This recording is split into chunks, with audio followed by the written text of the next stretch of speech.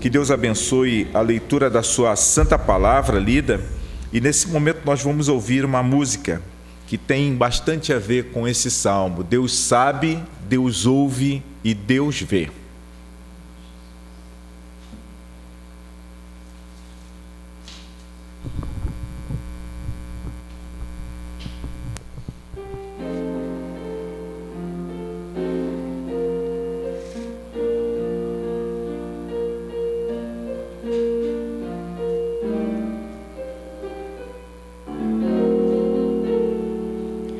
Você que se sente pequeno, dirija seus olhos a Deus. Não deixe que sombras o envolvam. Entregue sua vida a Deus. Deus sabe o que vai dentro da alma. Deus ouve a oração suplicante.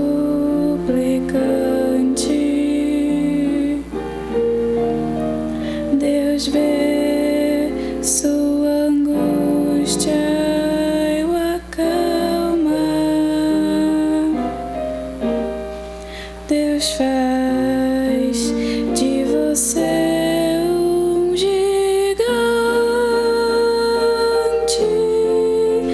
Deus sabe o que vai dentro da alma. Deus ouve a oração suplicante.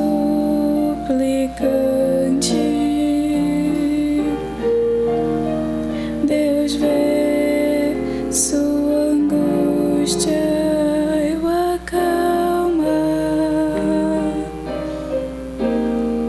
Deus sabe, Deus ouve, Deus vê.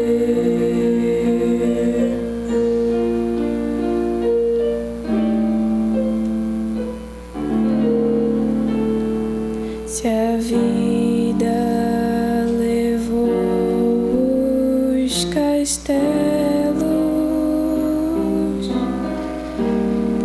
que em sonhos você construiu,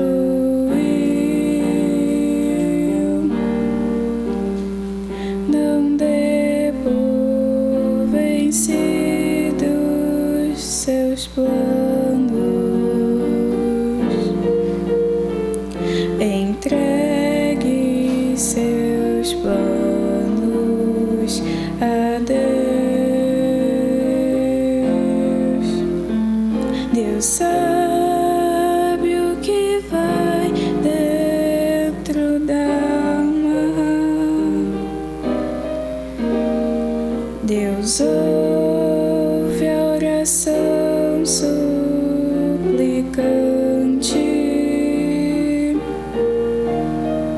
Deus vê sua angústia e o acalma.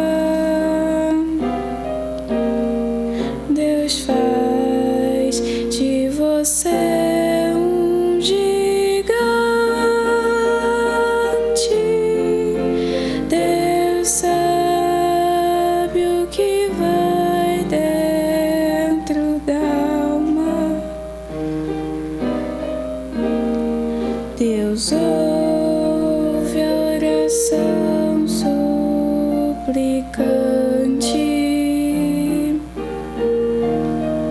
Deus vê sua angústia e o acalma. Deus sabe, Deus vê, Deus sabe, Deus ouve, Deus vê, Deus sabe, Deus ouve, Deus vê.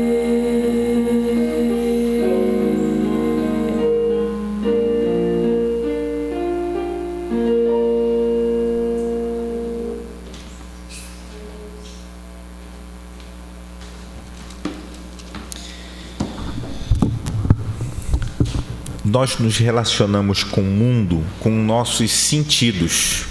Os nossos sentidos são a forma como nos relacionamos com o mundo, com as outras pessoas. E eles são tão importantes que nós não temos um, mas nós temos 5 sentidos. Porque quando falha um, nós temos outro que normalmente vai auxiliar e vai inclusive aperfeiçoar ou aprimorar outro.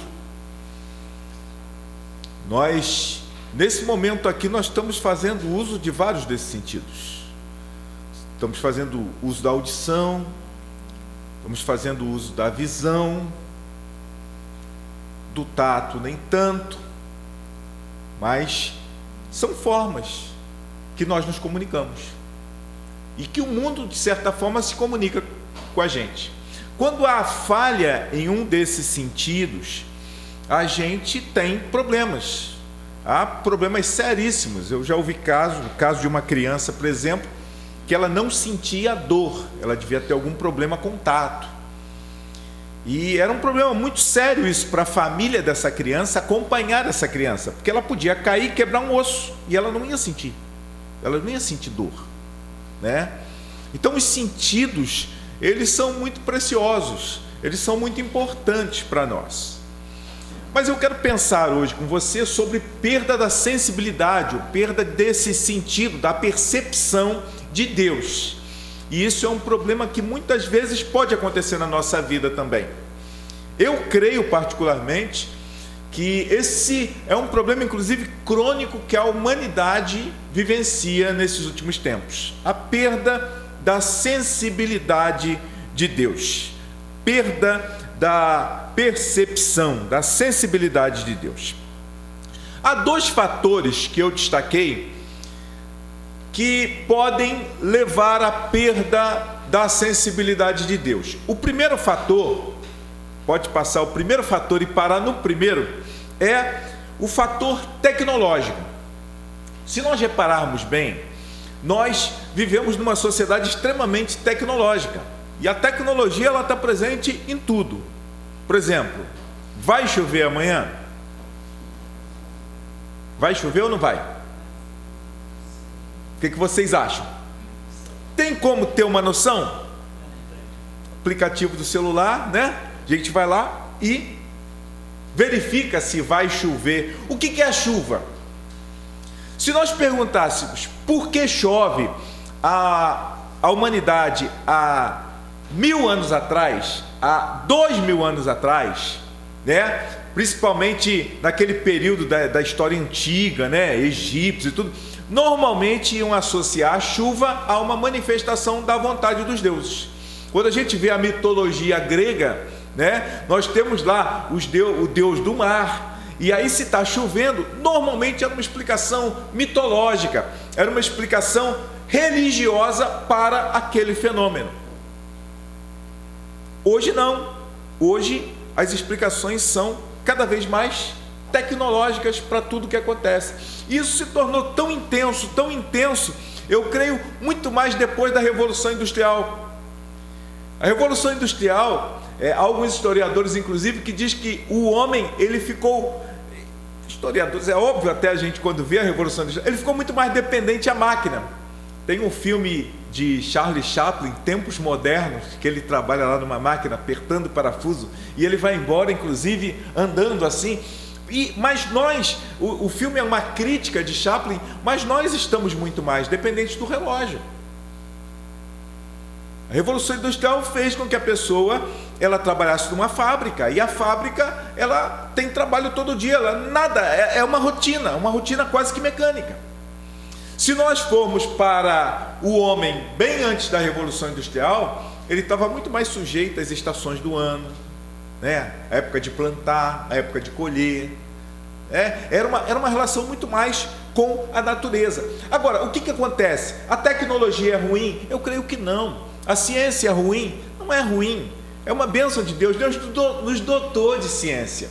O problema é que o fator tecnológico vai fazer com que dependamos muito mais da tecnologia e da ciência e perdemos a sensibilidade de Deus. Perdemos um pouco essa noção de Deus. É possível, né, a gente usar a tecnologia com sensibilidade a Deus, mas a tecnologia ela acaba dissociando, tirando Deus, né? Quando a gente está doente, a primeira coisa que a gente pensa é o quê? Nós somos crentes, mas a gente pensa logo, eu vou procurar um médico. E aí a gente vai ao médico, o médico não é muito confiável, aí ainda assim nós vamos procurar um outro médico. Vamos ouvir uma segunda opinião. E meus irmãos, eu não estou dizendo que nada disso esteja errado. Deus deu a ciência. Ele cura através de milagre, cura usando a ciência, usando remédios, usando medicamento. Ele deu inteligência ao homem para isso. Mas não podemos perder de vista que esses fatores tecnológicos vão tirando a nossa sensibilidade de Deus. Há uma música popular brasileira antiga, de Zé Geraldo. É uma música muito interessante, que é um homem que veio do interior para a cidade grande, e ele vai trabalhar como construtor. E ele nessa música ele vai narrando um pouco da sua vida. Então ele diz assim no trecho da música: olha aquele prédio. Aí ele diz: olha, eu fiz aquele prédio, mas quando eu fui lá para morar, disseram que lá eu não podia entrar. Aí depois ele diz assim: olha aquela escola, ajudei a construir. Aí ele diz que a filha um dia veio feliz dizendo: pai, vou me matricular. Mas aí chega alguém na escola e diz: criança de pé no chão, aqui também não pode estudar. E aí na última parte da música ele diz: olha aquela igreja.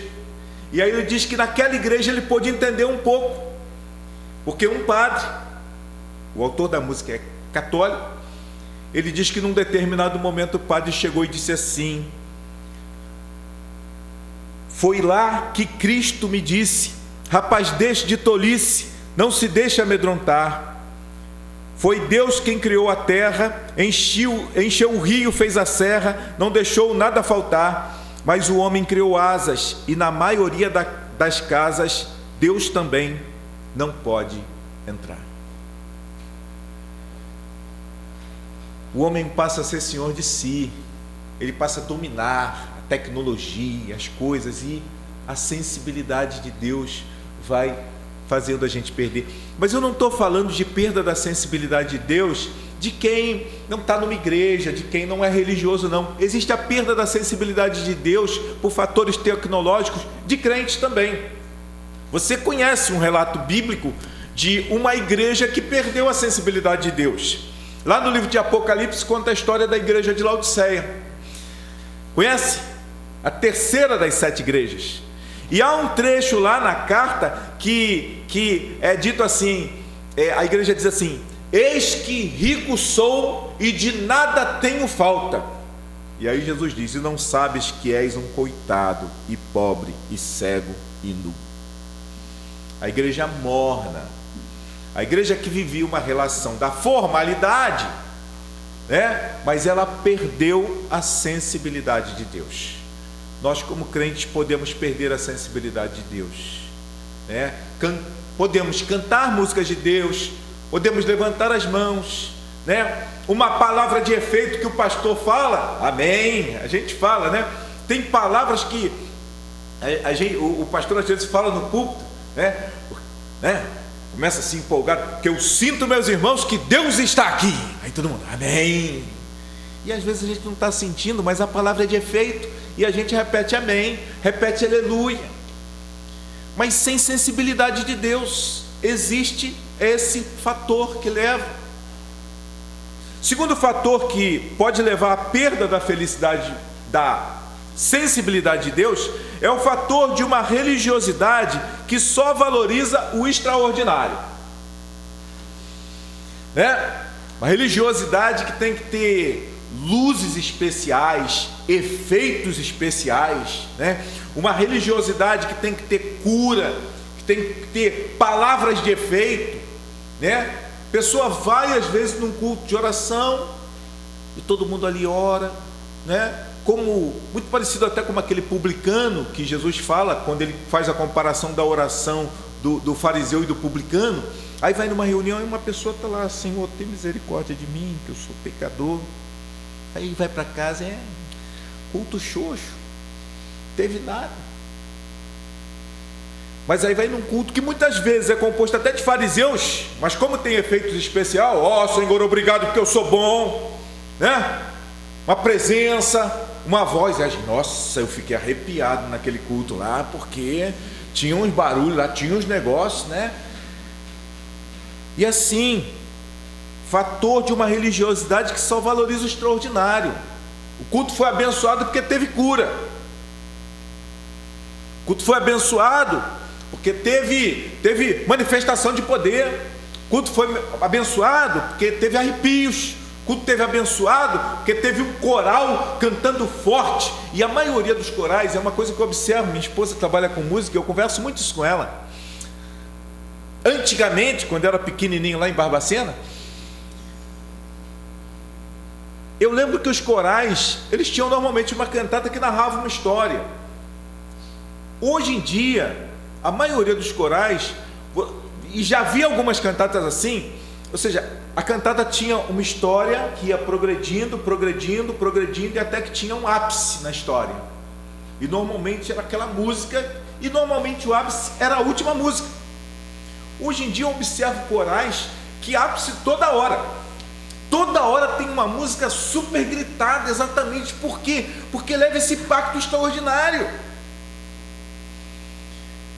E o extraordinário faz muitas vezes a gente perder a sensibilidade de Deus, porque Deus só está em determinadas coisas, Deus só está em determinadas ocasiões, Deus só está em determinados momentos, Deus só está em determinadas falhas, Deus só está em determinadas falhas, Deus só está em determinados acontecimentos.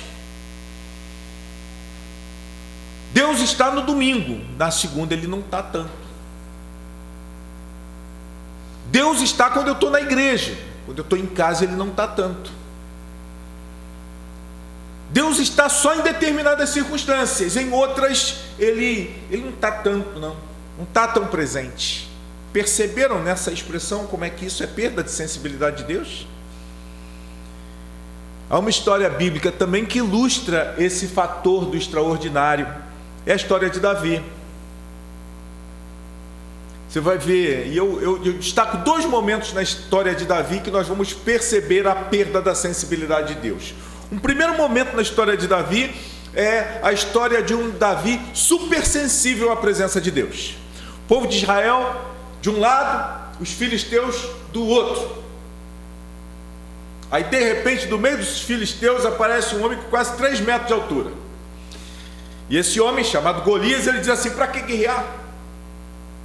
Vamos fazer uma briguinha aqui, um de cada lado só, não precisa o exército se matar. Eu, filisteu, envio o guerreiro de vocês para lutar comigo. Quem ganhar a luta, ganhou a guerra. O que aconteceu com o exército de Israel? Apavorado. Aí de repente chega um menino que vai levar comida para os irmãos, que não tinha nem idade para estar na guerra. Por isso que ele não estava na guerra, não tinha idade para o serviço militar. Aí ele ouve aquele gigante, fica indignado e diz assim: eu vou lutar com esse cara. Aí todo mundo está maluco. Saul pega a armadura, põe em Davi, a armadura não cabe em Davi, está atrapalha, não dá para ele andar. E olha a sensibilidade de Deus nas palavras de Davi. Davi vai dizer assim: quem é esse incircunciso para desafiar o exército do Deus vivo? O exército do Deus vivo estava morrendo de medo, mas aquele menino tinha a sensibilidade de Deus, e ele diz: eu vou lutar. Aí depois vem um segundo momento em Davi, que é alguém que perdeu totalmente a sensibilidade. O povo estava em guerra e Davi estava no terraço do palácio. Cadê Deus? Ele viu Betseba. Ele desejou Betseba. Ele se relacionou com Betseba. Betseba engravidou. Cadê Deus? Eu tenho que resolver o problema. Como é que eu vou resolver? Eu vou chamar o marido de Betseba e vou tentar engrupir. Vou tirar ele da guerra para ele ficar com Betseba. Só que ele era tão fiel às suas convicções e ao exército que ele disse: não vou. Como Davi diz que não tinha viu que não tinha jeito, Davi chega e diz assim para o comandante do seu exército: ó, põe ele no lugar mais difícil da batalha para ver se ele morre. E ele morre. Olha só, gente, onde ninguém via Deus lá atrás contra Golias, Davi tinha a sensibilidade de Deus. E agora? Aí chega o profeta Natan e conta uma história para ele. Tinha um homem que tinha uma ovelhinha e um chefão lá que tinha um monte de ovelhas. E um dia chegou alguém e aquele homem muito rico resolveu matar exatamente a ovelhinha daquele que só tinha um. Aí Davi fica indignado: isso é injusto. Aí Natan diz assim: mas esse homem é você. E aí Davi é desmascarado. E aí de repente ele vê, e é interessante, ele não diz que pecou contra Betseba, contra o marido, não. Ele diz: eu pequei contra Deus. Perda da sensibilidade de Deus. Meus irmãos, o salmo que nós acabamos de ler, porque eu comecei a falar de perda da sensibilidade de Deus, o que isso tem a ver com o salmo? Meus irmãos, esse salmo, ele fala de sensibilidade de Deus. Ele fala de presença de Deus, ele fala da grandeza de Deus, ele fala do cuidado de Deus, ele fala que Deus está em tudo, ele está em todos os detalhes, ele está em cada detalhe da minha formação, ele está antes de eu ser uma substância, ele está antes dos meus ossos serem formados. Então ele vai dizer: olha, Deus está em tudo. O salmo, na verdade, eu não vou chamar tanto a atenção dos últimos versículos, mas pelo menos os 18 versículos do salmo. Olha só, o salmo do versículo 1 até o versículo 6, ele fala: Deus sabe de tudo. Aguce a tua sensibilidade, meus irmãos. Olhe para o salmo e olha esse Davi que conhecia a Deus, embora teve os seus momentos de fraqueza. Olha o que ele vai dizer de Deus. Deus sabe de tudo. Descrição do conhecimento íntimo de Deus tem de cada um dos seus servos. Ele começa: Senhor, tu me sondas e me conheces. Sabes quando me sento e quando me levanto. Conheces de longe os meus pensamentos. Examinas o meu andar e o meu deitar. Conhece todos os meus caminhos. Antes mesmo que a palavra me chegasse à língua, antes de eu falar, Deus já sabe o que eu vou falar. A gente às vezes pensa, né? O Tiago fala da língua, de refrear a língua, né? Tem uma figurinha agora de WhatsApp, já tem tempo essas figurinhas, né? Mas tem uma que eu acho muito engraçada e as pessoas usam muito, que é quando uma pessoa manda uma mensagem para alguém, só que manda a mensagem errada, às vezes não tem nada a ver, e aí a pessoa apaga a mensagem. Não tem esse recurso no WhatsApp? Apaga para todo mundo. Aí quando eu vejo alguém mandar essa mensagem por um grupo, tudo, eu ponho uma mensagem, uma imagem de Jesus, e Jesus falando assim: foi bom ter apagado mesmo, não foi boa a mensagem. Eu não sei nem o que a pessoa escreveu, mas é isso que o Salmo está dizendo. Deus sabe, Deus ouve e Deus vê. Deus conhece tudo. Antes mesmo que a palavra me chegue à língua, tu, Senhor, já a conheces toda. Tu estás ao meu redor e sobre mim colocas a tua mão. Tal conhecimento é maravilhoso demais para mim, elevado demais para que eu possa alcançá-lo. Deus sabe de tudo, meus irmãos. Ele conhece. Então, enquanto a gente fica pensando, né? Aquele culto é especial, meu irmão, a minha vida tem que ser um culto. Cada dia, cada minuto que eu vivo deve ser um culto a Deus, porque Deus está ali e Ele sabe de tudo. Logo depois, do versículo 7 ao 12, ele vai dizer assim: Deus está em todo lugar. Esse salmo celebra a presença de Deus, né? Olha só, versículo 7: para onde me ausentarei do teu espírito? Para onde fugirei da tua presença? Se eu subir ao céu, tu estás. Se fizer a minha cama nas profundezas, tu estás ali. Se tomar as asas da alvorada, se habitar na extremidade do mar, ainda ali a tua mão me guiará e a tua mão direita me susterá. Se eu disser às trevas me encobrirão e a luz ao meu redor se transformará em escuridão, até mesmo as trevas não serão escuras para ti. Olha só que coisa bonita, noite e dia. Mas, pois as trevas e a luz são a mesma coisa para ti.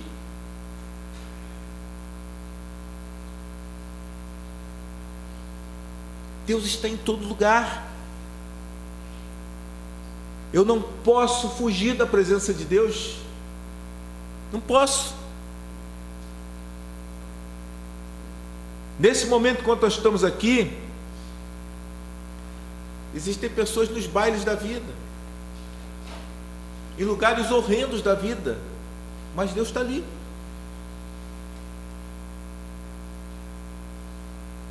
Não podemos fugir da presença dEle. Há um profeta que tentou fugir. Deus mandou ele pregar em Nínive. Qual o nome do profeta? Jonas. E ele não queria, porque Nínive era um povo terrível. E aí ele foge para um barco, e do barco ele vai para o porão do barco. E aí vem uma tempestade. E aí ele tinha perdido a sensibilidade de Deus. Porque a tripulação do barco diz assim: essa tempestade tem alguma coisa a ver com deuses. Não é possível. Sou marinheiro experiente, essa tempestade tem alguma coisa de espiritual. E aí diz o texto bíblico que eles lançam sorte, e a sorte cai sobre quem? Jonas. Aí jogam ele no mar. Aí do mar, um peixe o engole, e ele vai para o fundo do mar, lá no fundo do poço. É possível fugir da presença de Deus? Aí lá, nesse momento de dor, a sensibilidade dele é um pouquinho aguçada, e ele ora a Deus, e ele atende à vontade de Deus. Essa segunda parte, Deus está em todo lugar. E a terceira parte, Deus é nosso Criador. Essa parte é linda. Como posso perder a sensibilidade de Deus? Versículo 13 ao 16 diz: pois tu formaste o meu interior, tu me teceste no ventre da minha mãe.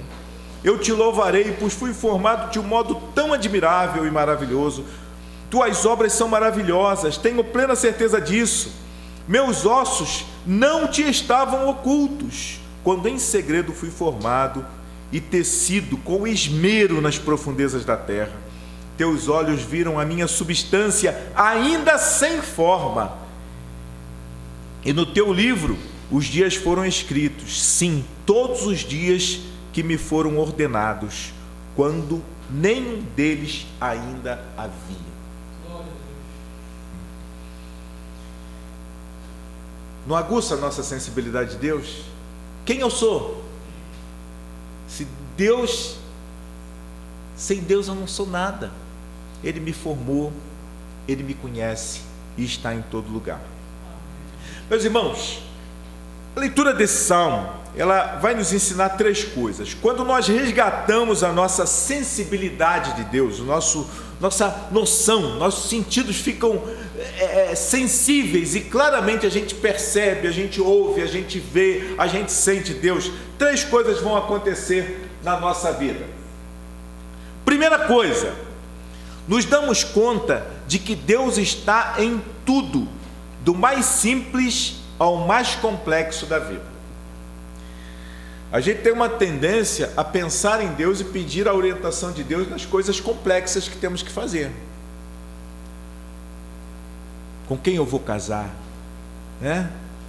Senhor, me oriente, me capacite para essa escolha, me ajude. O que eu vou estudar? O jovem, quando chega a decisão, acaba o ensino médio, vou fazer o que da minha vida?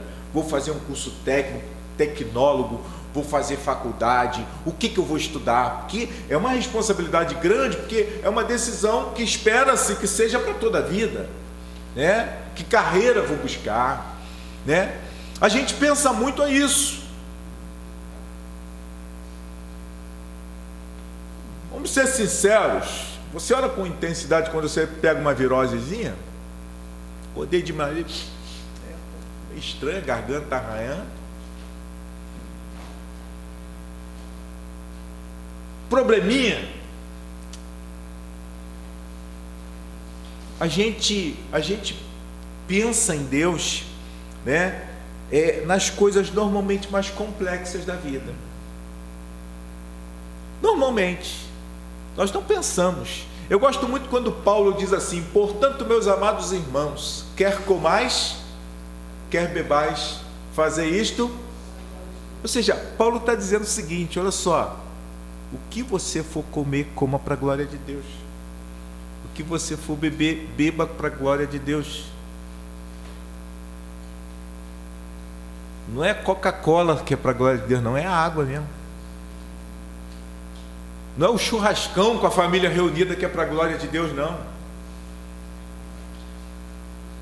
Aquela pressa que tem que fazer um feijão rapidinho, fritar um ovo, como para a glória de Deus. Deus precisa ser honrado em cada momento nas nossas vidas. Quando a gente tem a compreensão da complexidade do cuidado de Deus no mínimo das nossas vidas, a gente passa a ter a noção e a compreensão de que devemos adorar a Deus em tudo na nossa vida, não só nas coisas complexas, mas nas coisas mais simples da nossa vida. Eu penso, meus irmãos, que a igreja tem sofrido muito com isso. Há um livro que eu li há algum tempo atrás, do Michael Horton. O livro marcou muito a minha vida. O título do livro é Simplesmente Crente. E ele fala exatamente isso. Nós pensamos em ser crente sempre de um modo complexo. Vou fazer evangelismo? Vamos fazer evangelismo? Não, tem que fazer uma concentração, uma conferência, tem que fazer um trabalho grandioso. Não, o evangelismo ele acontece em coisas simples da nossa vida. A gente muitas vezes pensa: não, eu vou viajar, vou fazer o radical, vou lá para o norte do Brasil porque eu quero evangelizar os índios. E às vezes teu irmão, teu filho, teu vizinho, tua mãe, teu pai está precisando ouvir a palavra de Deus tanto com aquele índio lá, e a gente está querendo ir para longe. Esquecemos da simplicidade do ser crente todo dia, ser crente toda hora. Deus não está presente em coisas complexas somente, mas esse salmo ensina que Ele está presente em tudo. Ele me sonda, Ele conhece o meu deitar e o meu levantar. Ele não quer conhecer só os meus grandes projetos, mas Ele está comigo na simplicidade da minha vida, do meu dia a dia. Isso é uma primeira coisa que nós aprendemos nesse salmo. Segundo lugar, temos a percepção de que nós já somos um milagre. A gente muitas vezes pensa, e ora, quero um milagre que aconteça. A gente clama por milagres, a gente espera sempre o extraordinário, e esse salmo ensina: eu sou um milagre. Um milagre porque eu não consigo fugir de Deus. Deus me ama, Ele está comigo em todas as circunstâncias da vida, Ele está comigo em todos os momentos. Muda o sentido da nossa vida. A percepção de Deus, ela muda o sentido da nossa existência. Ela muda o olhar que temos de nós mesmos. antes que os meus dias já estão escritos antes deles existirem.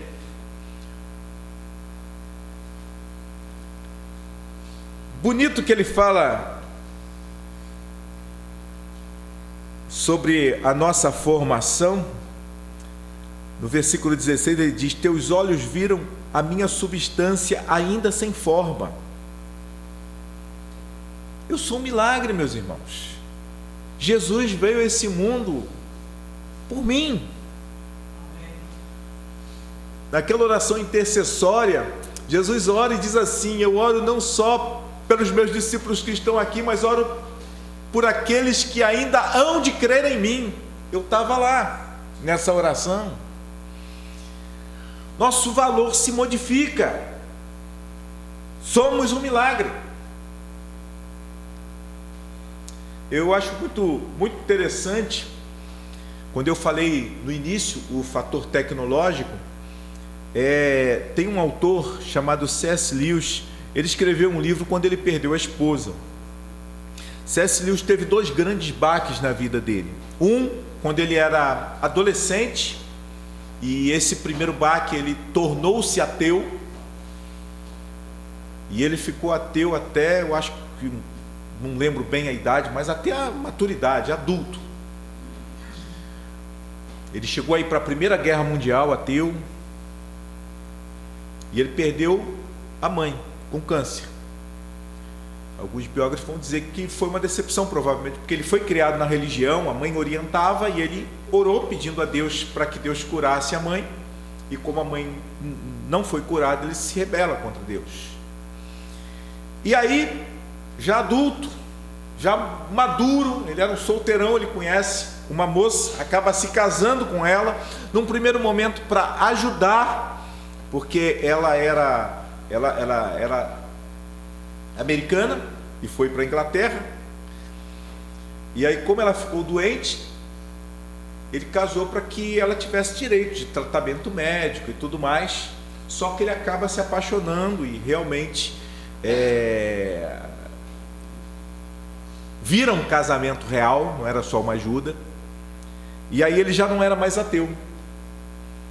Só que aí novamente ele vai enfrentar o mesmo baque com ela. Ela morre também de câncer.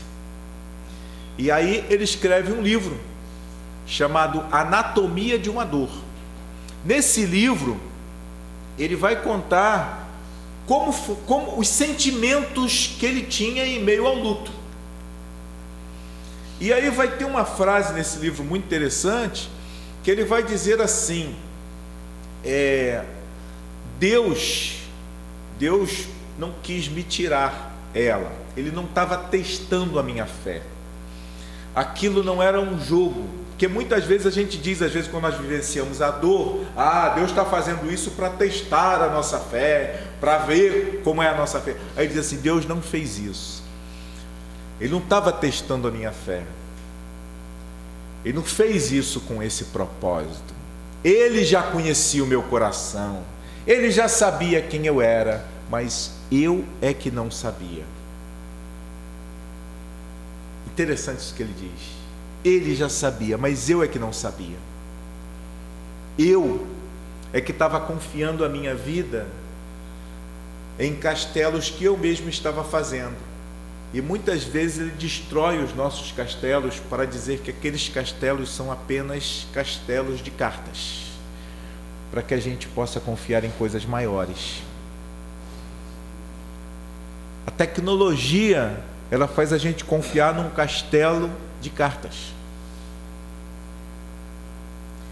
Terceiro lugar, quando resgatamos a nossa sensibilidade de Deus, a adoração passa a se sobrepor às nossas dores e às nossas lutas. Isso é em terceiro lugar. E aí eu não ia falar tanto, mas você observa bem, no final do Salmo, Davi faz uma oração. Ele no início, ele fala que o Senhor me sonda, ele fala de Deus, ele fala da grandeza de Deus, das maravilhas de Deus, de tudo que Deus é, que Ele não é nada, e ele vai dando as percepções, fazendo a gente entender, né, quem nós somos e o cuidado de Deus em tudo isso. E aí no final ele diz assim: quem me dera matasses o perverso, ó Deus, e se afastasses de mim os assassinos. E aí no final, depois dele fazer essa oração, ele vai encerrar dizendo: sonda-me, ó Deus, e conheces o meu coração, prova-me e conheces os meus pensamentos. Ou seja, ele num primeiro momento ele faz uma oração dizendo assim: ó, problemas existem, mas sonda-me, ó Deus, o mais importante é eu estar bem contigo. E é aí que está esse tópico. A adoração passa a se sobrepor às dores e às lutas. Embora ele conheça Deus, Deus me sonda, Deus conhece o meu deitar, Deus conhece o meu levantar, eu não posso fugir da tua presença, Deus está em todo lugar. Mas olha só, eu tenho lutas, ele diz, eu tenho problemas, eu tenho dificuldades, mas a adoração passa a se sobrepor às dores e às lutas. Quando nós temos a sensibilidade de Deus, não significa que nós vamos deixar de ter dores, deixar de ter lutas. Ele ora aqui no Salmo. Existe um homem perverso, ele odeia o mal, porque o mal atinge, faz mal a ele também. Mas ele encerra o Salmo adorando, dizendo que o mais importante é ele estar em comunhão com Deus. Que Deus possa nos abençoar, meus irmãos, e que a gente possa sair daqui hoje com a nossa sensibilidade de Deus aguçada, que a gente possa sair daqui com a certeza de que Deus está em tudo, do mais simples ao mais complexo de nossas vidas. Quando você chegar em casa, Deus está lá, do mesmo jeito que Ele esteve aqui durante esse culto. Quando você estiver em meio a uma dificuldade, a uma dor, Ele está lá, do mesmo jeito que Ele esteve aqui no nosso culto. Quando um milagre acontece na nossa vida, e a gente dá glória a Deus porque Ele está, mas quando o milagre não acontece, Ele está lá do mesmo jeito que está quando um milagre acontece também. Ele está em todas as circunstâncias. Ele está no meio das lutas, no meio das dificuldades. Ele está quando o que a gente deseja em oração aconteça, e quando não acontece, Ele está também. E Ele é Deus do mesmo jeito. Que possamos sair daqui com a nossa sensibilidade aguçada, sabendo que nós já somos um milagre. A salvação é uma realidade na nossa vida. Olha só, todo mundo aqui vai morrer um dia. Desejo que demore muito, né? Desejo que a gente viva muitos e muitos anos e adore o Senhor, mas olha só, todo mundo aqui vai morrer um dia. Mas a Bíblia diz que nada pode nos separar do amor de Deus, nem a morte. Então morrer, eu sei que eu vou morrer, mas eu sou um milagre, porque Cristo morreu por mim. E eu tenho vida, a vida abundante, a vida que não acaba. Que nós possamos sair daqui com a sensibilidade aguçada, fazendo com que, tendo a percepção de que nossas dores, nossas lutas, elas não são maiores do que os motivos que temos para adorar a Deus. Temos lutas, temos dores. Eu gosto do hino que diz assim: quantas bênçãos. A gente muitas vezes não conta, mas quando a gente conta, o hino diz: hás de ver surpreso o quanto Deus já fez. O problema é que a gente normalmente tem um desenho antigo que tinha uma hiena que vivia dizendo: ó mundo, ó vida. Nós somos igual a ela, nós saímos: ó mundo, ó vida, ó destino, ó isso. Que possamos ter essas certezas em nossa vida, que a nossa sensibilidade de Deus possa ser uma realidade. Lembre desse salmo: quando você estiver triste, Deus me sonda e Deus me conhece. Quando você estiver com problema, Deus conheceu a minha substância antes dela ser formada. Meus ossos estão encobertos diante dos olhos dele. Vamos nos colocar em pé e vamos encerrar orando nesse momento, o culto dessa noite. Santo Deus, bondoso Pai, te agradecemos por esses preciosos momentos que passamos aqui na tua casa, Pai. Te agradecemos, Senhor, porque mesmo equivocadamente, pensando que Tu estás apenas em momentos específicos, nós aprendemos na Tua palavra que Tu nos cercas, Tu estás à nossa volta, Tua mão está sobre nós em todos os momentos. Isso faz da nossa vida um culto constante a Ti, Pai. Muito obrigado, Senhor Deus, porque eu não sou obra do acaso, nem meus irmãos, mas nós somos obra das Tuas mãos. Não foi o acaso que nos criou, mas foi um Deus que nos criou.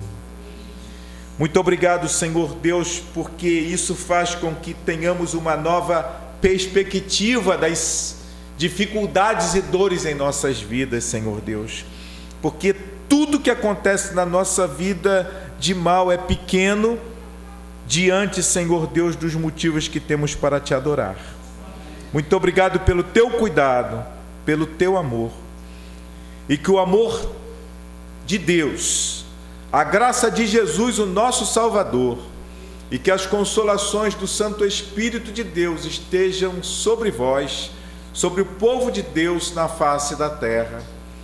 E que, ó Pai, o Teu Espírito aguce a nossa sensibilidade da Tua presença, que possamos sentir-Te, ouvir-Te, ver-Te em cada segundo de nossas vidas, fazendo com que cada momento de nossas vidas seja um momento de louvor a Ti.